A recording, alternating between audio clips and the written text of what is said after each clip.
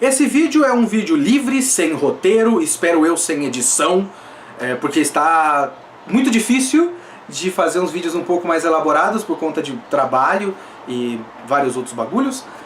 E também eu não tenho um ponto a chegar aqui. Ele é como eu disse, é um vídeo livre, sem roteiro. Talvez ele seja um pouco desorganizado, eu acabei de me repetir, inclusive isso vai acontecer bastante. E a questão aqui não é que eu vou chegar numa solução. Eu só quero levantar uma discussão. Porque eu acho que a gente tem um pensamento até um tanto quanto engessado no nosso mercado de publicação de mangás aqui no Brasil. E é uma via de mão dupla. É um círculo vicioso que a gente tem, tanto por parte do público, quanto por parte do público leitor-comprador, quanto por parte das editoras. Eu venho falando disso aqui e ali, no Twitter, se você me acompanha, talvez você tenha visto tweets meus sobre isso, sobre o fato, por exemplo, de que eu gosto do meio tanco. Eu nunca tive nada contra o meio tanco. Na verdade, talvez eu até prefira, porque eu sou uma pessoa, e talvez isso faça diferença na minha maneira de pensar, eu não me considero um colecionador. Talvez eu tenho muito mangá, mas eu trabalhei 2 anos e meio, quase 3 anos na JBC e venho trabalhando há mais de 2 anos pra Panini. Eu trabalho com comics, mas enfim, eu consigo alguns mangás aqui e ali. Então eu ganhei muito mangá, eu tenho uma coleção enorme por conta de eu ganhar muito mangá. Eu não me vejo como um colecionador. Talvez vários desses mangás que eu tenho eu não tivesse, só porque a edição é bonita e tal. Eu não me importo com qualidade de papel, não me importo com a edição foda, capa dura e tal. Eu quero ler. Essa talvez seja a minha diferença com boa parte dos leitores brasileiros, até por conta da maneira como se configura o nosso mercado, né? Mas espero eu que chegue nesse ponto. Mas eu gosto do meio tanco, ele é fácil de segurar, eu termino rápido e já tenho que passar pro outro, então dá uma sensação de evolução mais rápida. Pra mim funciona, eu gosto. Eu não tô falando que é o certo, e eu sei que eu tô do lado errado dessa discussão. Muita gente abomina o meio tanco, qualquer coisa. Isso aqui, ó. O Super 11, quando surgiu, ele tá estourado aqui? O Super 11, quando surgiu, as pessoas odiaram. Como pode, uma desevolução do mercado e tal, sendo que na verdade eu acho que o projeto do Super 11, infelizmente não deu certo, mas é uma puta ideia.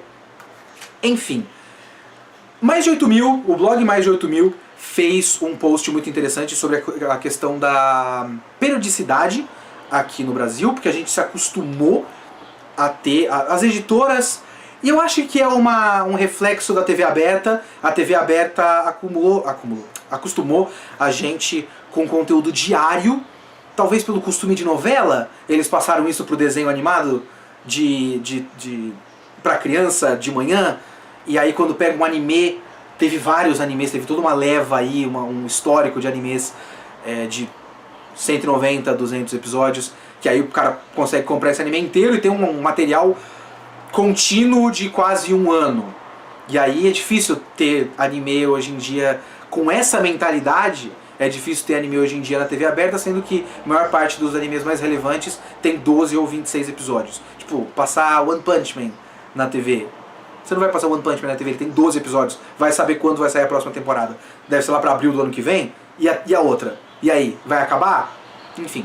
A gente tem esse costume do conteúdo constante, senão a pessoa esquece que existe, de não ser um hábito ativo. É um costume que a mídia programa na nossa vida, e é por isso que você vê novela, e é por isso que você assiste desenho de manhã, porque você acorda, tá na TV, é passivo da sua parte.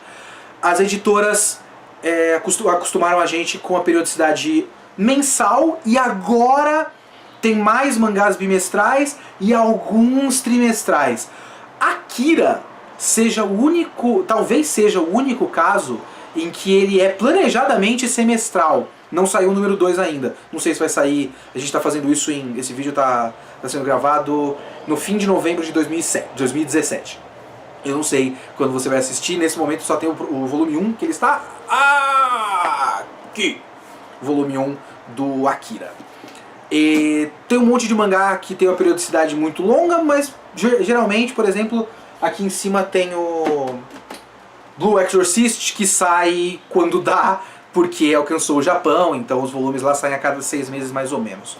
Então aqui é mais ou menos nesse ritmo. A questão é, não é só a periodicidade que é engessada. O post da Mais de 8.000 fala que as consequências disso, eu acho isso muito interessante, é que tem alguns mangás que podem demorar muito pra chegar, tipo o mangá do Dragon Ball Super, que tá em 4 volumes, eu acho que ele não sai com tanta frequência assim, então vai demorar pra ele acumular volumes, porque esse é o nosso costume. Comprar os direitos do mangá quando tem vários volumes para poder ter uma publicação constante e a pessoa não esquecer que ele existe. Ou então comprar o mangá já fechado, e aí ele tem 10, então eu publico ele por 10 meses seguidos. E aí acabou, esse é o nosso costume. Talvez não se criem ferramentas para que a pessoa fique sabendo que existe o próximo volume, então tenho medo da pessoa simplesmente comprar aquele e não saber que existe o outro e tal. Então enfim, tem essas coisas.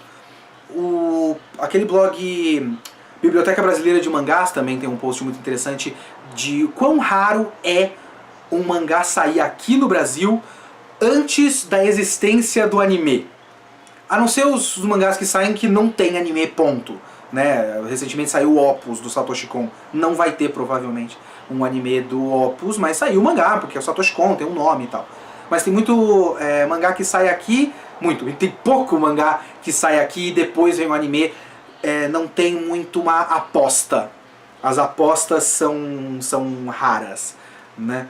O costume tem um anime, as pessoas conhecem, a gente mais ou menos sabe que tem um público para isso, e aí a gente vai atrás da licença, porque tem uma certa garantia de venda, e aí coloca esse negócio na banca, talvez um ano e meio depois as pessoas pararem de falar sobre o anime. Isso acontece com certa frequência. Nem todo anime de sucesso de temporada realmente é uma coisa que fica para as pessoas. O que eu tô querendo levantar aqui é que as editoras arriscam pouco, tem pouca aposta, tem pouca experimentação. Por exemplo, o Akira que eu estava mostrando aqui pra vocês, e também o Náusea. Cadê o Náusea? Náusea da Conrad, eu estou refletindo? Não. Náusea da Conrad e Akira da JBC e o Ghost in the Shell, por exemplo, são mangás que têm um claro apelo para fora do público otaku. Miyazaki, Akira, Ghost in the Shell. O Náusea realmente não se vende como o mangá do Náusea, se vende como mangá de Hayao Miyazaki. Né? Infelizmente o Náusea não acabou, só tem 2 volumes dele.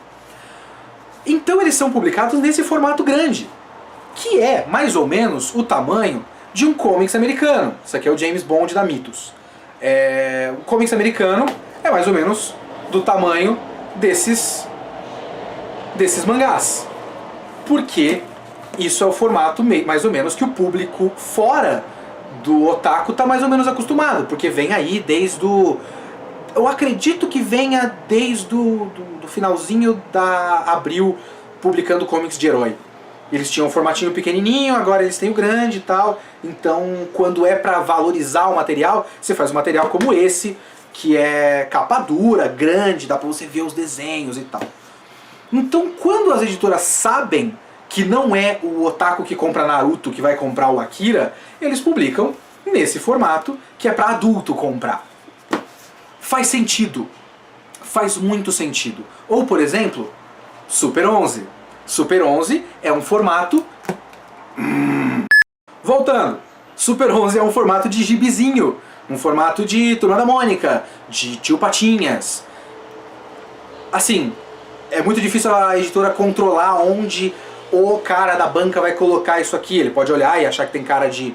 Vem na mesma caixa dos mangás, então, junto com os mangás. Aí coloca junto com... Love Junkies, sei lá, Zetman.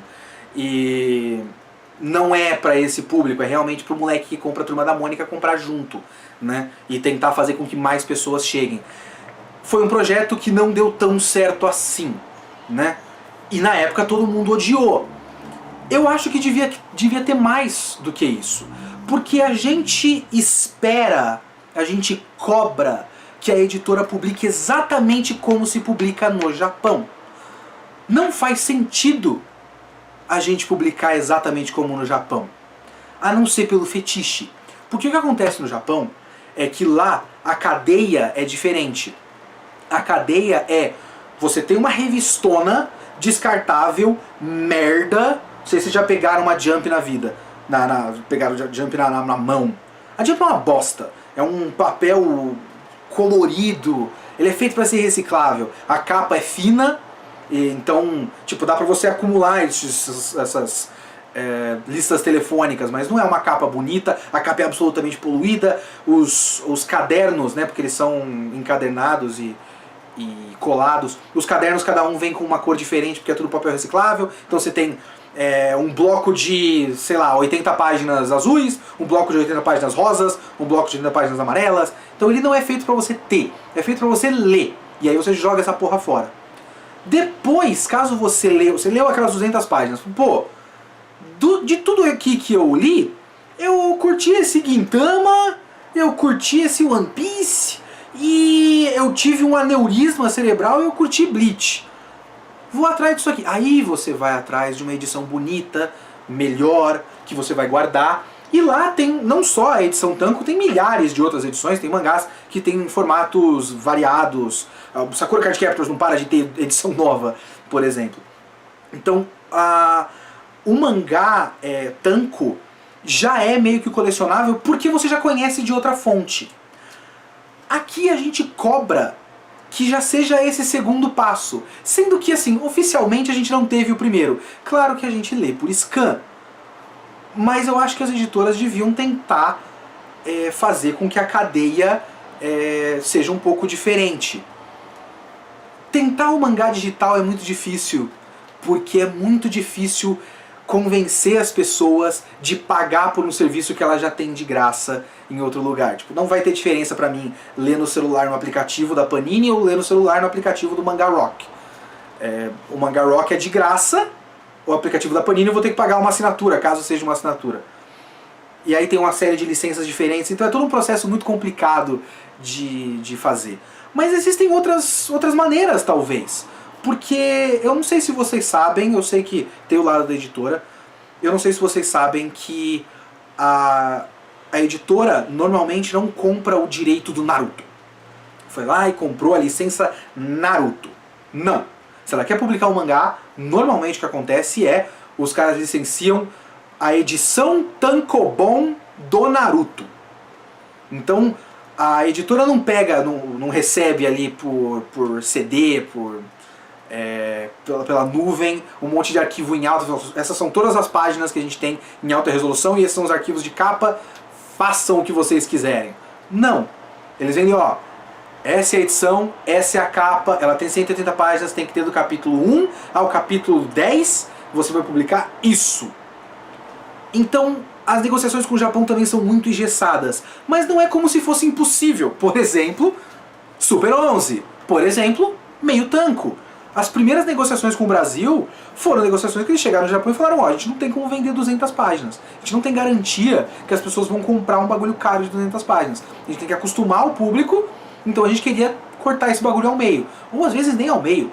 O Cavaleiros do Zodíaco tem vários, acho que tem capítulo cortado no meio na edição da Conrad antiga. Então, no começo existia uma certa flexibilidade que às vezes dava em merda, mas às vezes dava em coisas boas. Tem mangá que é pensado pra volume. Tem mangá que é pensado pra cada volume, cada conjunto de 200 páginas, cada conjunto de 5 capítulos pra mangá mensal, ou de 10 capítulos pra mangá semanal, tenha um conjunto e ele funcione naquele capítulo com uma narrativa só. Não é o caso pra todos. Tem muito mangá que é sim pensado pra cada capítulo. A unidade é nesse capítulo. Dá pra pegar esse mangá, esse volume que tem 10 capítulos, e também pegar mais uns 3 e fazer uma edição de 300 páginas. E mudar o negócio. Ou então cortar, fazer edições com 3 capítulos e vender um bagulho de 80 páginas, de 60 páginas, por um preço mais barato, para ter uma alta distribuição e chegar a mais gente. Tem aquela velha história de por que não conseguir fazer uma revista mix, como por exemplo tem nos comics de herói. Você tem a revista Universo Marvel, que eu edito a revista Universo Marvel. Então a revista Universo Marvel reúne Inumanos, Nova, Surfista Prateado, Venom, Guardiões do Infinito, várias histórias diferentes para formar o gestalt do que é o universo Marvel. Isso existe porque todas essas histórias são da mesma editora, do mesmo conglomerado. O acordo para fazer isso acontecer é um tanto quanto difícil com o Japão, sim, mas também não custava tentar. Talvez umas revistas mix, com várias obras que talvez as pessoas não conheçam. E aí você coloca uma obra da hora lá na capa, sabe? Isso teria que ser de uma mesma editora no Japão. Tinha que ter a revista Kodansha da JBC com 7 histórias diferentes de autores não tão conhecidos assim. E aí, caso as pessoas gostem, então agora a gente vai lançar o tanco do negócio lá. Sei lá, Yamada-kun, por exemplo, que eu acho que é Kodansha, se eu não me engano, que era a revista do Vertale, né? Enfim. Isso são ideias que podem ser meio utópicas, e eu sei que a negociação com o Japão é complicada, porque eles são muito quadradinhos, mas como eu disse, não tem por que não tentar. Coisas já conseguiram ser alcançadas. O formato Super 11 tá aí, o formato Big tá aí. O formato Big, por exemplo, é uma coisa que, pra mim, uma coisa legal de se fazer com o formato Big é fazer com um papel vagabundo. Papel jornal sem graça. Pra ser barato. Faz o bagulho com papel jornal e em vez de cobrar um formato luxo, que você une 2 tancos e cobra o preço de 3, pega um formato econômico, une 2 tancos e cobra o preço de 1,5. Seria 15, faz 20.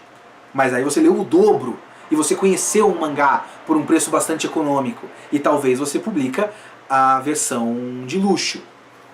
Mas tudo isso acontece também porque eu acho que o público espera muito isso. Porque o público quer a experiência Japão.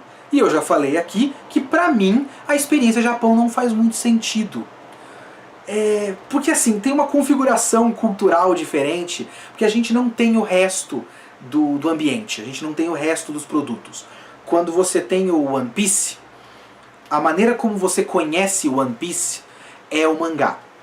Essa é a porta de entrada para aquela obra. Você compra na Jump, depois você compra o tanco, e a partir daí você abre um leque de coisas de One Piece. Você tem lá aquelas peças de teatro, você tem os jogos, os bonecos, as camisetas e tudo mais. Talvez os artbooks. Eu não sei se tem uma edição de luxo de One Piece, eu acho que não existe um Kanzenban de One Piece ainda. Imagina um Kanzenban de One Piece, né? Enfim. Então, o mangá é a primeira coisa. E aí tem o anime. Talvez o anime, às vezes, seja a primeira coisa pra muita gente lá no Japão. Aqui, a gente não tem esse ambiente. O que a gente tem é o mangá. A gente conhece o One Piece de várias formas, seja no scan, seja no fansub, seja assinando o Crunchyroll e assistindo oficialmente. O mangá, ele é o final. O mangá pra gente, pro público em geral, pela configuração do nosso mercado, o mangá ele equivale a uma figure. Ele equivale a um artigo final que não é a maneira como eu conheço a obra. É a maneira como eu guardo pra mim e provo que eu tenho, digamos assim. É a marca final. É como se eu comprasse um pôster pra colocar no meu quarto pra dizer pra todo mundo e pra mim mesmo eu gosto de One Piece. A maneira como eu faço isso aqui no Brasil é comprando mangá. Então a gente espera que o mangá seja um artigo de luxo. Porque ele não é uma leitura, ele é um objeto. E aí a gente espera uma série de coisas. A gente espera um papel bonito, a gente espera uma capa foda, a gente espera um efeito ali fosco, com relevo, espera a orelha, espera uma série de coisas que talvez eu não sei por que a gente tem que esperar isso. Sendo que é leitura. É isso que às vezes fica meio, eu acho muito doido. As pessoas furiosas com a qualidade do papel e tal. Claro que às vezes o papel tá mega transparente e fica uma bosta de ler. Lógico. Mas ele não é feito exatamente para ser guardado. Até porque também tem essa coisa. É muito raro que a gente tenha a segunda versão. É muito raro que a gente tenha a versão tanco, com o papel jornal mais ou menos, e aí depois tenha a versão grande aqui, a versão que nem essa. A versão capa dura, com efeito de brilho e tudo mais, talvez colorida, com um papel de qualidade e tal. É muito raro que a gente tenha isso depois. Então o mangá muitas vezes é o único produto que você vai ter. Eu não vou ter DVDs e Blu-rays e posters e tudo mais do Genshiken. Eu vou ter essa versão do Genshiken. Então eu quero que essa versão do Genshiken seja foda. Porque essa é a única coisa que eu tenho do mangá que eu gosto, que chama Genshiken. Então, o que eu tô propondo aqui é que a gente reveja certas coisas. Que a gente repense por que o mangá precisa ser o tanco. Por que ele precisa ser 200 páginas? Por que ele não pode ser 100? Por que ele não pode ser 300? O formato tanco faz sentido no Japão. Porque ele já está acumulando uma coisa que são fascículos menores. A gente não tem os fascículos menores. A gente só tem a versão acumulando os fascículos menores. Por que a gente não pode ter os fascículos menores? Por que ela não pode sair todo mês numa revistinha de 20 páginas? Com o capítulo da semana? Né? Foi uma coisa estúpida que eu falei agora, porque se fosse todo mês o capítulo da semana, o One Piece não ia acabar nunca. Eu sei disso. Mas a gente pensa especificamente nesses formatos do Japão que fazem sentido porque tem uma cadeia de acontecimentos do Japão que não tem aqui no Brasil. A gente não tem essa cadeia de acontecimentos. Por que o mangá precisa ser no tamanho do mangá? Por que certos mangás não podem ser do tamanho desse comics para tentar pegar um público maior? O Eden, por exemplo, o Gun, são ficções científicas que poderiam chegar em pessoas que são fora do público se vendesse da maneira certa. Mangá antigo, por exemplo, se você faz nesse formato de luxo, tamanho grande, capa dura, escreve grandes clássicos do mangá, Devilman, grandes clássicos do mangá, Kamen Rider. Você entende? Para não ter que associar o mangá apenas ao jeito mangá de ser. Mas todo mangá precisa ser a capa daquele jeito, o papel daquele jeito, desse tamanho, 200 páginas, a capa exatamente igual à capa japonesa, apenas com o logo, talvez com o nome japonês. Você não pode traduzir o nome do mangá, o que também é um outro hábito que a gente tem aqui, que eu já falei uma vez no VideoQuest, é uma coisa sagrada que eu acho que não faz sentido. A gente traduz nome de livro, traduz nome de filme. O mangá não pode traduzir o nome de maneira alguma. Então se vem o tal do Yamada-kun, que eu já citei aqui, tinha que ser Yamada-kun no Nananin no Mago. E não Yamada e as Sete Bruxas. Que é um nome que significa algo. Que alguém pode ver e falar, caralho, Yamada e as Sete Bruxas. Sabe? Nisekoi. Foi publicado Nisekoi no Brasil. Eu estou lendo. É mais um dos mangás que eu pego na editora de graça. Não é bom. Enfim. Nisekoi. O que significa Nisekoi? Sabe? O que significa Blue Exorcist? Por que não pode ser o Exorcista Azul? Blue Exorcist soa melhor, porque é mais cool, porque a gente tem um distanciamento. Mas Blue Exorcist, sabe o que ele significa? Exorcista Azul! É uma palavra em inglês, como todas as palavras em inglês. Ou no Exorcist talvez seja um nome. Podia ser o Exorcist Azul. Seria o jeito mais fiel ao japonês. Tem casos e casos, as pessoas vão falar, então caçador versus caçador, então é água sanitária, tem casos e casos, nem todos os casos você precisa traduzir, você não vai pegar em 2017 e colocar Super Bolas do Dragão na capa do mangá do Dragon Ball Super. Assim como você não vai colocar Saint Seiya na capa do Cavaleiro do Zodíaco, você precisa escrever Cavaleiros do Zodíaco, porque lá atrás a gente já decidiu que ele não ia ser na TV aberta, o cara não ia ter que falar toda hora Saint Seiya. E o moleque de 10 anos, eu, em 94, quando eu tinha 7 anos, se eu visse Saint Seiya, o que é Saint Seiya? Eu aceitei Yu Yu Hakusho, claro que eu aceitei Yu Yu Hakusho, mas Yu Yu Hakusho nunca significou nada, é um conjunto de sons. Cavaleiros do Zodíaco significa algo. Então a gente tem um monte de pensamentos engessados do modo como as coisas têm que ser, que não necessariamente precisam ser dessa maneira.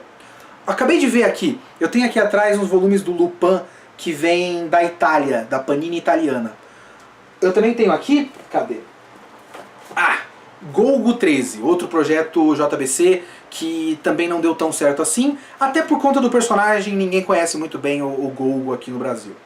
Golgo 13 é o jeito que eu queria que o Lupin saísse no Brasil. Lupin tem um monte de histórias isoladas. Ele é episódico, ele não é contínuo, não é uma narrativa do ponto A ao ponto B, o Lupin se tornou o maior ladrão de todos. Não. Lupin rouba, ele vai lá e rouba alguém. Golgo é um assassino, é contratado, mata uma pessoa. Você não precisa publicar toda a história do Golgo, até porque não dá. O Golgo foi publicado lá no Japão, está sendo publicado até hoje lá no Japão, desde os anos 70, se eu não me engano. Então ele tem, sei lá, 150, 200, 300 volumes, eu não sei quantos o Golgo tem. Então você faz um compilado, que nem tem nos comics americanos. A gente tem, eu edito várias dessas coleções históricas. Algumas coleções históricas são Demolidor número 1, Demolidor número 2, Demolidor número 3. Algumas coleções históricas são apenas um compilado. Incredible Hulk 230, Incredible Hulk 277, que essas são histórias icônicas. Por que não pegar um mangá como esse e fazer 3 volumes de Lupin, com algumas histórias selecionadas? Por que não? O Detetive Conan é um que daria, você faz um apanhado de várias histórias icônicas e faz Detetive Conan em 6 volumes, em 5 volumes, em 10 volumes, com histórias selecionadas. Poderia se fazer isso. Mas existe o pensamento fechado, você tem que trazer tudo. Tudo. Do jeito que tá no Japão. Não necessariamente. E as editoras também arriscam um pouco, não tem uma diferenciação de formato para certos públicos, para atingir outras pessoas. Esse vídeo já está com 26 minutos. Como eu disse, eu não vou chegar a conclusão nenhuma nesse vídeo. É só uma série de reflexões que eu tenho aqui de por que a gente faz do jeito que a gente faz. Por que o jeito que a gente faz é o único jeito? Ele não é o único jeito. Tem um monte de jeito, um monte de coisa que dá pra fazer. Pokémon, não sei se dá pra ver que tem um Pokémon aqui. Pokémon é um que dava pra fazer em formato Super 11, por exemplo. Tem várias coisas que podia fazer. Mas o otaku da internet, que tem a minha idade, 26 para 30 anos, que quer colecionar e quer ter uma coisa bonita na estante, não aceita que de repente você pode fazer um papel vagabundo, capa mole, R$4, a criança compra e joga fora, e desenha em cima do bagulho. Não é sagrado. Nada disso é sagrado. Dá pra fazer isso no meu mangá preferido, que é o Fullmetal Alchemist. Se alguém quiser desenhar em cima dele, só não desenha em cima do meu. Eu não quero desenhar. Mas se você quer desenhar, foda-se. Enfim, pensamentos sem sentido e sem conclusão sobre o nosso mercado de mangás. Eu espero que você tenha parado para pensar um pouco sobre a sua maneira de ver o mercado. Eu não sei se isso vai chegar em alguma editora, eu não tenho nenhuma voz ativa nesse sentido de coisa na editora que eu trabalho, que é a Panini. Eu faço os comics de herói, eu não tenho nada a ver com isso. E, enfim, vários bagulho. E obrigado, falou. E se você gostou desse vídeo, não esquece de se inscrever no nosso canal, dar uma olhada no restante do nosso conteúdo e também conferir o link na descrição desse vídeo do nosso Padrim. Qualquer contribuição, nem que seja R$1, já ajuda o VideoQuest a continuar existindo e a ficar cada vez melhor.